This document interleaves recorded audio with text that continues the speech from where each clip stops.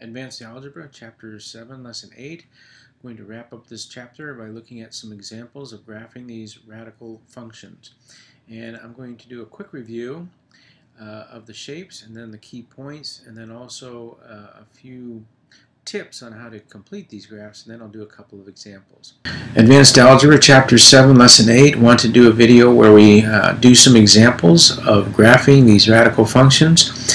I want to do a quick minute or two review on some of the key parts of this, and then I'll do a few examples for you.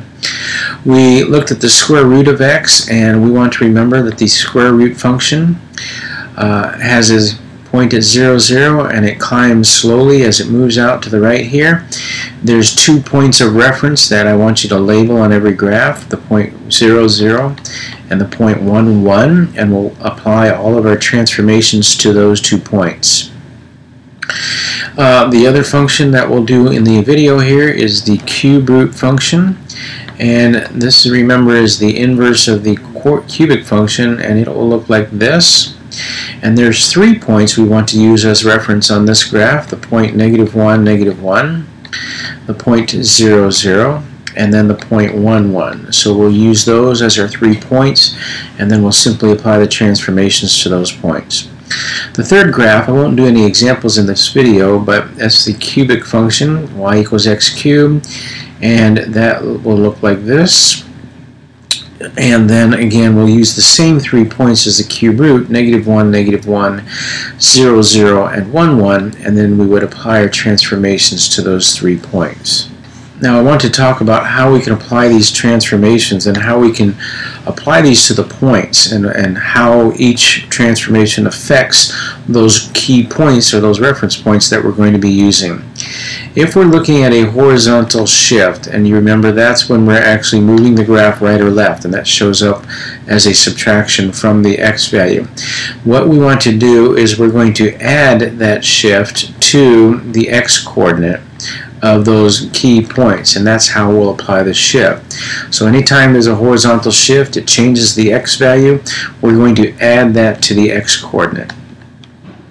If we have a vertical shift where we move the graph up or down, we're going to add that to the y coordinate. That affects the y coordinate, and we add that to the y coordinate. So over here, example 1, -4, we would add -4 to each of the y values of those reference points that we're going to use. Okay, so it changes the coordinates, and we're going to apply the coordinates, then we're going to graph it, and then we'll just draw our shape the way it should be. Okay, if there's a reflection over x, so a reflection over the x-axis, okay, and that shows up as a negative sign. Neither of these examples have it, but if I had a negative sign in front of this, that reflects everything over the x-axis, so all of the y values become opposite.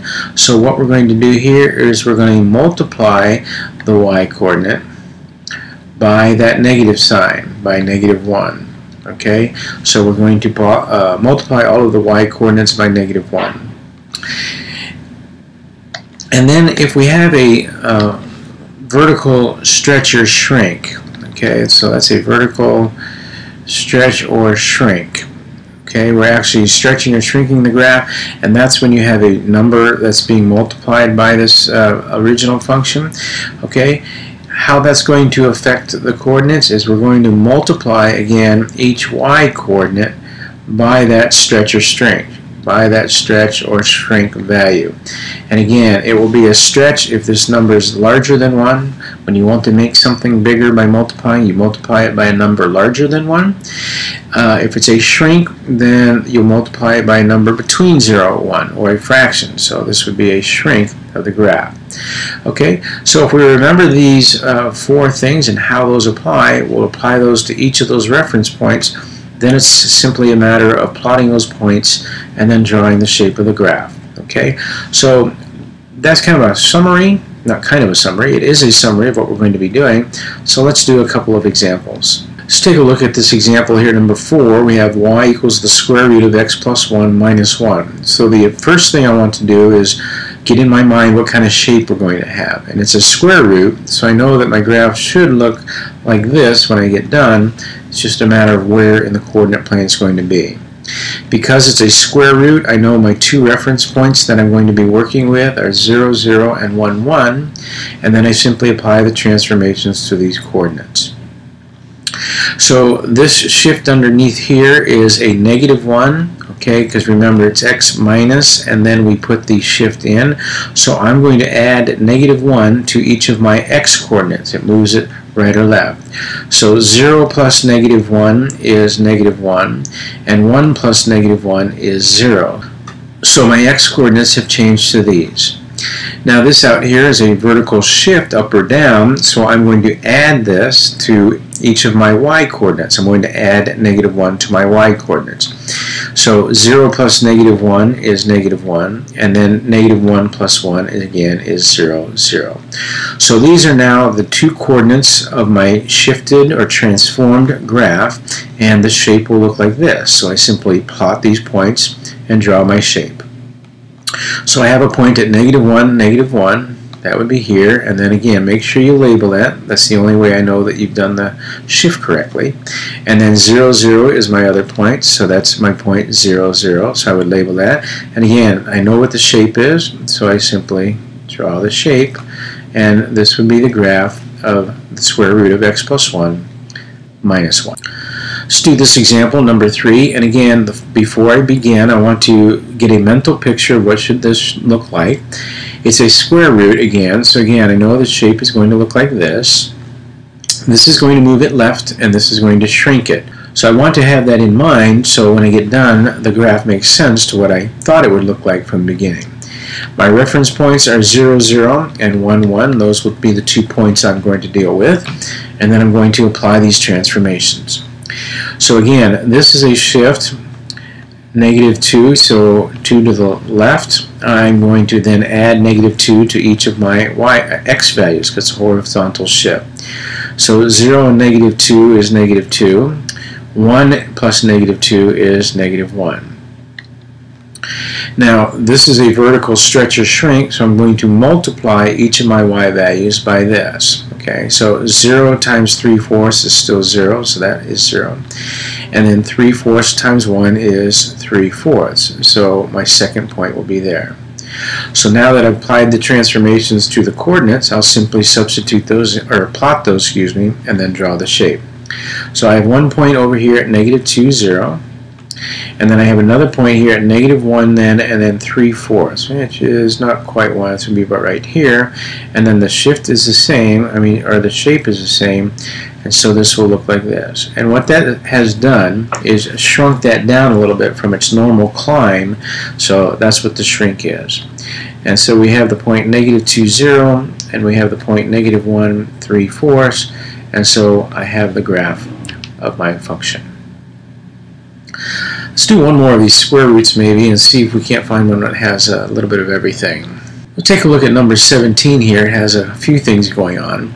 Now this is 1 minus this 4/5 times the square root of x minus 4. Now this number is being subtracted or added to this, so I could rewrite this over here as a +1 just to show you that's where you'll normally see, or well, not normally, that's where we would have. That's what we've been working with, seeing the vertical shift, but in many cases they'll put that in front because we really don't like to have things hanging out here after the end, because if we're not careful, especially when we're doing this by hand, we may not be quite sure if this is underneath the square root sign or not. So in many cases we'll write that vertical shift in front, so don't be thrown off by that. So this is going to shift the graph up 1. This negative sign is going to reflect it over the x-axis. The 4/5 is a vertical shrink, and then this -4 is a shift to the right. So again, I want to get a mental picture of what this should look like after I'm done. This is a negative sign and reflects it over x, so rather than going up like this graph should come down and look like this. That's what a reflection does, taking it over the x-axis. And then the shift down 1, and then the shift right 4, and then a shrink. So again, we're going to start with our reference points 0, 0, and 1, 1, and we're going to apply these transformations to those points. So this horizontal shift underneath here, I'm going to add 4 to each of the x values.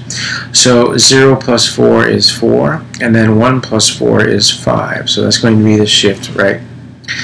The 1 is a shift up 1, so I'm going to add 1 to each of the y values. So 1 plus 0 is 1, and 1 plus 1 is 2. So that takes care of the shift up or down and the shift right or left.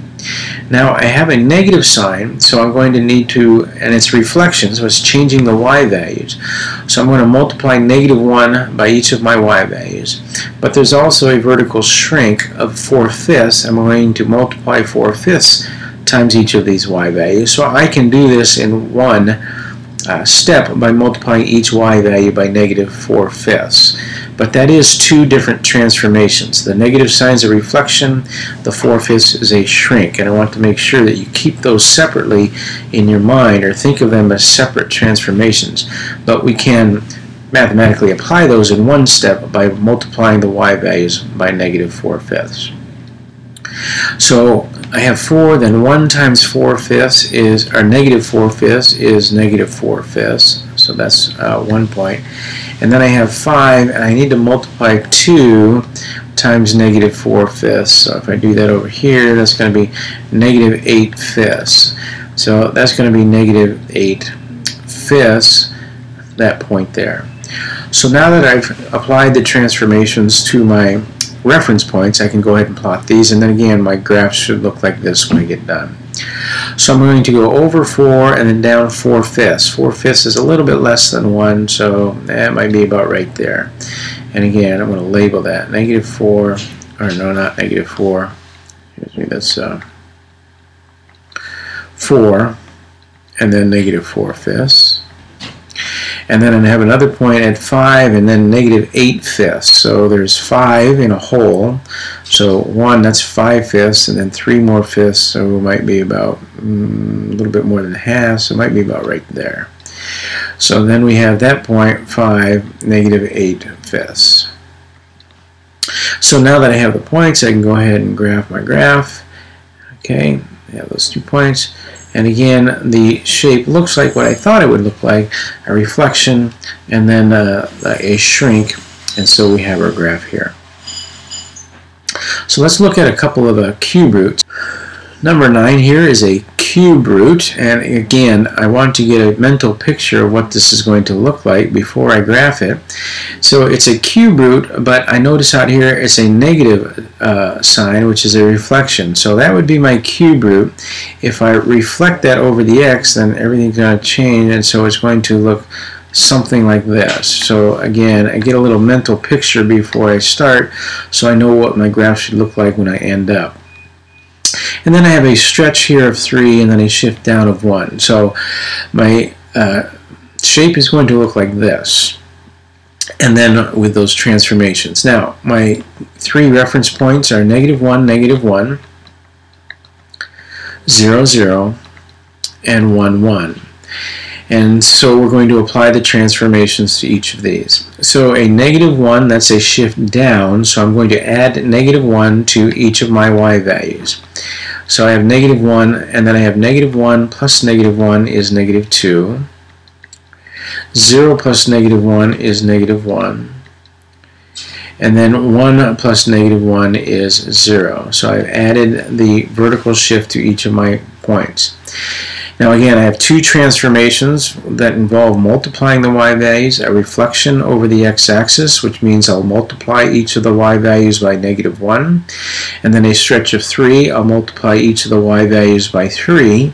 I can do those together and multiply each of the y values by negative 3. So negative 2 times negative 3 is a positive 6. Negative 1 times negative 3 is a positive 3. And then 0 times negative 3 is 0. And so I have my 3 points having applied all of the transformations. So I simply need to plot these points and then draw my shape. So we plot the first point. We're at negative 1, 6. That will be up here. And so we'll label that negative 1, 6.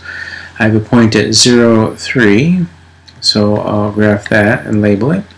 And then I have a point at 1, 0, which would be right here. and we'll label that. Now here's where it's very important to recognize what the shape is before I graph it, because given these 3 points, if those are the only 3 points that were given and I didn't know what the shape of the graph looked like, my temptation would be to just draw this as a line and call that my graph. But we know that's not what we're graphing. We're graphing a cube root, and we know what the function should look like. These are just reference points that are allowing me to apply my transformation. So I need to remember what the shape looks like. So the cube root we looked at has this shape, and because it's this is the reflected cube root, so this graph is going to come down. It's going to go through these points. I didn't draw that very well. Let me try it again. So it's going to come, it's going to go through those points, and then it's going to go and curve out like this. And so this would be the general shape of that graph. So again, it's important to know what the shape is and realize that we're only using these to help us locate the graph in its new place because of the transformations, but the graph will retain the general shape, and so it's important to know what these look like before we start graphing. So for number 16, again, I notice it's a cube root, so I know that the shape is going to look something like this when I complete. I have here a -3. Now be careful, this is a shift down. Remember, this could be moved over here. This is not being multiplied by this, so this is not a reflection. This number could actually be moved over here, okay, which would just leave us with a 2 in front. So remember, the reflection is a multiplication of that function by that value. So don't, just be careful of that.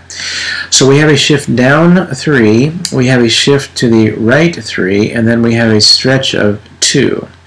So again, we're going to start with our reference points, -1, -1, 0, 0, and 1, 1. We know what the shape should look like when we're finished, so we'll just apply these transformations. So this is a shift to the right 3, so I'm going to add 3 to each of my x values. So -1 plus 3 is -2, 0 plus 3 is 3, and 1 plus 3 is 4. The shift down 3 requires that I subtract 3 from each of the y values. So -1 minus 3 is going to be -4. 0 and -3 is -3. And then 1 minus 3 is -2. I think I said subtract 3, but we're adding -3 to that. That's why it wasn't -1 minus -3. I wasn't adding. So it's -1 plus a -3. So that takes care of my vertical shift and my horizontal shift. I have a vertical stretch of 2, which requires I multiply each of my y values by 2. So let's do that. -4 times 2 is -8. -3 times 2 is -6. And -2 times 2 is -4. So these will be the coordinates of the reference points after applying each of the transformations. So I'll simply plot these points and then draw my shape through those points. So plotting these, I have 2 -8s. I'm over at 2, -8 is one of my points. So 2, -8 is one of my points. I have another point at 3, -6. So 3, -6 would be right here. It's my second point. And then I have 4, -4 is my other point. So 4, -4. And again, it's important that I know the shape. I would not want to connect these and draw a line. I'm graphing a cube root, so I know what my function should look like. So I'm simply going to have to graph this so that then my function comes through those points, and so the shape would look something like this. So this would be the cube root function with these applied transformations. Okay, so remember, horizontal shifts we're going to add to x, vertical shifts we're going to add to y, reflections we're going to multiply y by -1, and vertical stretches or shrink we're going to multiply the y values by that vertical stretch or shrink using our reference points, making sure that we have a mental picture of what the graph should look like before we start.